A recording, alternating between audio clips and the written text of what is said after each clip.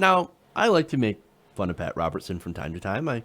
To me, he's a kooky old religious fart that says controversial things and should rightly have 3 viewers like total. Okay? That's why sometimes it's fairly easy for people like me to forget that he actually does have thousands of followers, millions maybe, and people do actually believe in the stuff that he says. Things like, "Oh, I can heal you from the TV," or "You got demons in your house, in your sweater," all this different stuff. Or, "If you give me money, I can heal you," right? "I can make your problems go away because I've got this direct line to God," or something similar, right? And look, I get it. Some people donate $5 to him from their social security checks every month or whatever, right? But there are also some people out there that give far, far more from what little means that they actually have. And they do so maybe because they're facing hard times and they're trying to look for a miracle. And they believe in what Pat Robertson is saying. Well, for those people, I have some very bad news.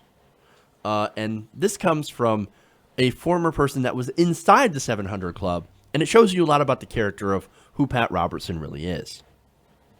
Now, speaking with writer Tara Isabella Burton for Vox, former 700 Club producer Terry Heaton explained the culture that surrounded the popular televangelist TV show as it grew to prominence in the 1980s and 1990s.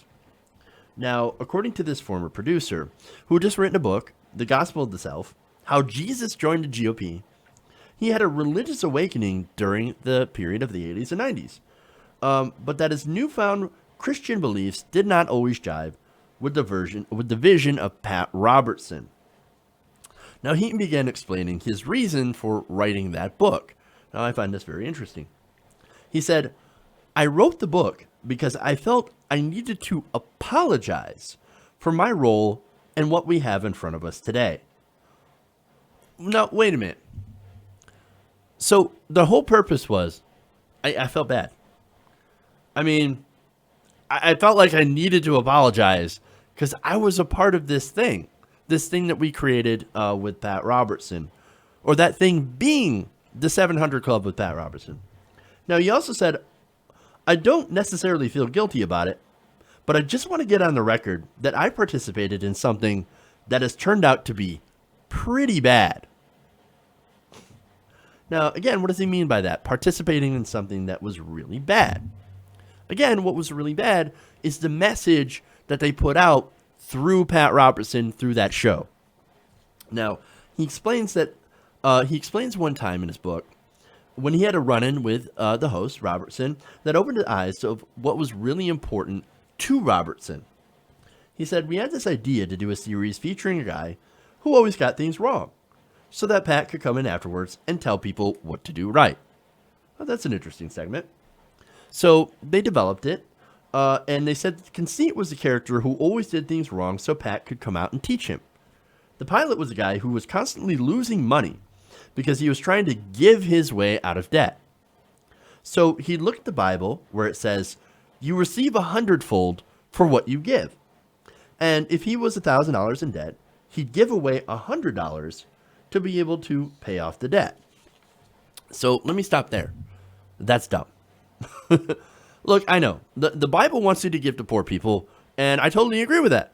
Yes, we should give more money to poor people. But the way that they did that, interestingly enough, in the Bible, kind of played on a little bit of people's greed, right? So, oh, hey, if you give money to the poor, you're going to get it back, but you're going to get much more back. Well, look, that sounds less like a biblical story and more like a Nigerian prince. In fact, I would think that Nigerian princes, they took a look at that and was like,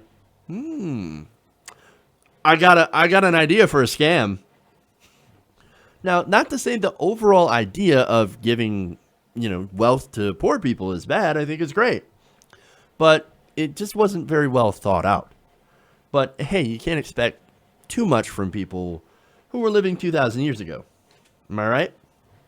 Now, back to Heath. Now, he pitched that segment to Robertson, who made a face and bluntly told him, "You put that on the air, and you're going to cost this ministry millions." Now, again, that segment ended with that guy saying, oh, I give all this money to the poor, and I'm in debt, but I still give my money to the poor. I'm supposed to get it back, right? And at the end, he turns to the camera and says, what am I doing wrong, Pat? What am I doing wrong? Now, everybody at the studio thought, oh, my God, that's a brilliant message, right? That's brilliant. We'll go with that, and then we'll have Pat explain what you're actually supposed to do. Robertson said, no, that's going to cost us millions of dollars. You know why? It's because they're not going to give to me. They're going to give to other people, poor people. We want all that money to go to us. That's the thing.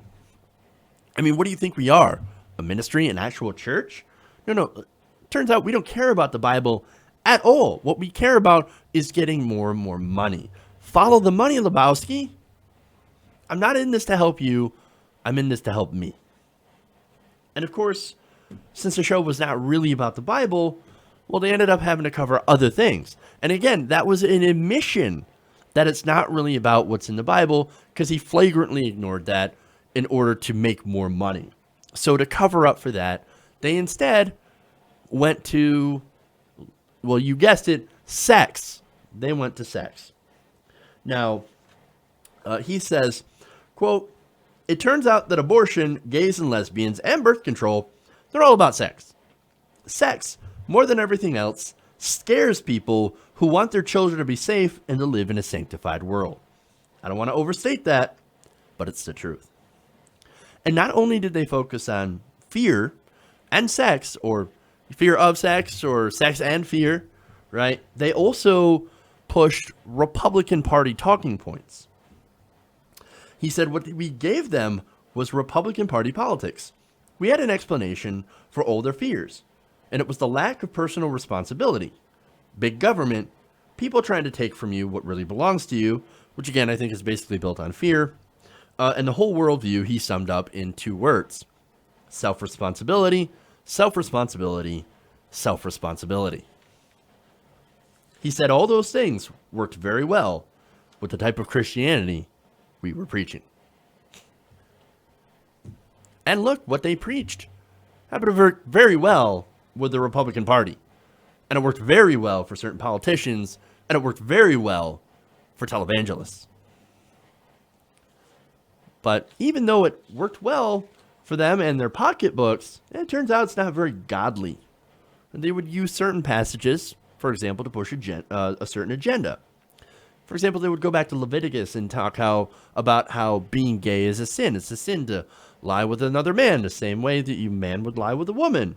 However, in that same book, a few pages later, they would talk about how it's equally as bad to eat shellfish. And yet at the same time, nobody walks around protesting Red Lobster. So that's the selective outrage.